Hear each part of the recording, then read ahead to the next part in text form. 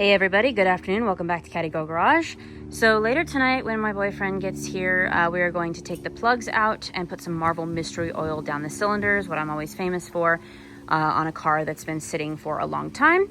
And then we're going to try to turn it over by hand this weekend. We're going to go buy a battery for it and see what she's going to do. But in the morning, I'm going to get up early, the good Lord willing, and shoot some videos of detailing this bumper and getting all this wax and junk off. I cannot wait to see what it turns out like. So hopefully you guys will tune in for that. And then pretty soon, very soon, we're gonna be starting on buffing out the paint. Still a lot of shine left in most places. As you guys can see when you look down the side of the car, it just should turn out beautiful.